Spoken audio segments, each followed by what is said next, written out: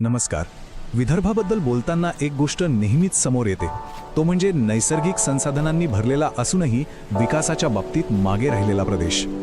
हा एक असा विरोधाभास आहे ज्यावर अनेक वर्षांपासून फक्त चर्चाच होते, पण आता एक असा प्रकल्प आकार घेतोय जो विदर्भाचं आणि विशेषतः नागपूर-चंद्रपूर पट्ट्याचं चित्र पूर्णपणे बदलू शकतो. आज आपण नागपूर-चंद्रपूर द्रुतगती मार्गाचं सखोल विश्लेषण करणार आहोत, जो केवळ एक रस्ता नाही तर विदर्भाच्या अर्थव्यवस्थेचं इंजिन बनण्याची क्षमता ठेवतो. आणि विदर्भाच्या विकासातली खरी अडचण नेमकी हीच आहे. बघा, एका बाजूला कोळसा आणि जंगलांसारखी प्रचंड नैसर्गिक संपत्ती, तर दुसऱ्या बाजूला लॉजिस्टिक्समधल्या अडथळ्यांमुळे रखडलेला विकास. चंद्रपूर, ज्याला आपण कोल कॅपिटल म्हणतो, तिथून कोळसा वाहतुकीला होणारा उशीर आणि वाढणारा खर्च हे या समस्येचं एक जिवंत उदाहरण आहे. हाच तो विरोधाभास आहे जो हा नवीन द्रुतगती मार्ग सोडवण्याचा प्रयत्न करणार आहे. तर मग कळीचा प्रश्न हा आहे की केवळ 204 किलोमीटर लांबीचा एक एक्सप्रेसवे संपूर्ण प्रदेशाची क्षमता खऱ्या अर्थाने अनलॉक करू शकतो का? हा रस्ता फक्त 2 शहरांमधला अंतर कमी करेल की विकासाची नवी दारं उघडेल? याच प्रश्नाच्या उत्तरात या संपूर्ण विश्लेषणाचं सार दडलेलं आहे. चला तर मग या प्रवासाला सुरुवात करूया. आपण विदर्भाच्या आर्थिक विरोधाभासापासून सुरुवात करू. मग या एक्सप्रेसवेची रचना नेमकी कशी आहे ते समजून घेऊ. त्यानंतर तो विकासाचं इंजिन कसं बनेल, या मार्गातले मोठे अडथळे कुठले आहेत आणि 2030 पर्यंतचा त्याचा प्रवास कसा असेल हे आपण टप्प्याटप्प्याने पाहणार आहोत. ठीक आहे, तर सगळ्यात आधी बघूया या प्रकल्पाचा मूळ आराखडा. म्हणजे हा एक्सप्रेसवे नक्की आहे तरी कसा आणि त्याची वैशिष्ट्य काय आहेत? तर हा जो महत्वाकांक्षी प्रकल्प आहे तो महाराष्ट्र राज्य रस्ते विकास महामंडळ म्हणजेच आपलं MSRDC विकसित करत आहे. हा जवळपास 204 किलोमीटर लांबीचा 4 पदरी ग्रीनफील्ड एक्सप्रेसवे असेल. आता ग्रीनफील्ड म्हणजे काय, तर हा पूर्णपणे नवीन मार्गावर बांधला जाईल, जुन्या रस्त्याला लागून नाही.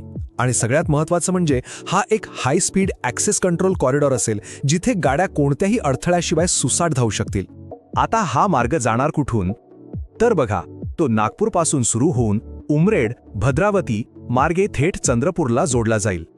या शहरांना डायरेक्ट हायस्पीड कनेक्टिव्हिटी मिळाल्यामुळे साहजिकच संपूर्ण परिसराच्या विकासाला एक मोठी चालना मिळेल. या सगळ्याचा सगळ्यात मोठा आणि थेट फायदा काय होणार, तर तो म्हणजे वेळेची बचत. सध्या नागपूर ते चंद्रपूर प्रवासाला आरामात 3 ते 4 तास लागतात. हा एक्सप्रेसवे सुरू झाल्यावर हाच प्रवास फक्त 1.5 ते 2 तासात पूर्ण होईल. म्हणजे विचार करा, प्रवासाचा वेळ थेट 50% कमी होणार आहे. ठीक आहे, वेळेची बचत तर होणारच, पण आता त्या मुद्द्यावर येऊया जिथे हा प्रकल्प फक्त एक रस्ता राहत नाही, तर विदर्भाच्या अर्थव्यवस्थेसाठी एक शक्तिशाली इंजिन म्हणून काम करेल. याचे आर्थिक फायदे खूप मोठे आहेत. सगळ्यात पहिलं म्हणजे चंद्रपूरमधनं होणारी कोळसा वाहतूक प्रचंड वेगवान होईल, ज्यामुळे उद्योगांचा लॉजिस्टिकवरचा खर्च कमी होईल.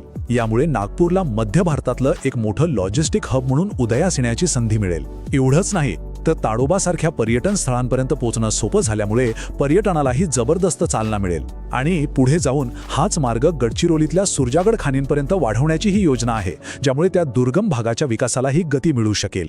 पण म्हणतात ना, कोणताही मोठा प्रकल्प आव्हानांशिवाय पूर्ण होत नाही. आणि या एक्सप्रेसवेच्या बाबतीत तर ही आव्हानं खूप मोठी आणि गुंतागुंतीची आहेत. चला तर आता या मार्गातल्या सगळ्यात मोठ्या अडथळ्यांबद्दल बोलूया. या प्रोजेक्टमधलं खरं आव्हान तुम्ही बघा, ते बांधकाम किंवा टेक्नॉलॉजीचं नाहीये. खरी आव्हानं आहेत जमिनीवरची.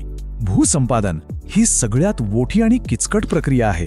त्यानंतर घनदाट जंगलातून मार्ग काढण्यासाठी लागणाऱ्या पर्यावरण आणि वन विभागाच्या परवानग्या मिळवणं, शेतकऱ्यांची संमती मिळवून त्यांना योग्य मोबदला देणं आणि खाणकाम चालणाऱ्या भागाजवळून मार्गाचं नियोजन करणं, ही सगळी प्रचंड मोठी आव्हानं आहेत.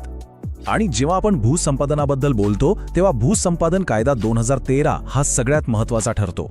हा कायदा काय करतो, तर तो हे सुनिश्चित करतो की ज्यांची जमीन सार्वजनिक प्रकल्पांसाठी घेतली जाते त्यांना योग्य मोबदला, पुनर्वसन आणि पुनर्वसाहतीचे सर्व फायदे मिळावेत.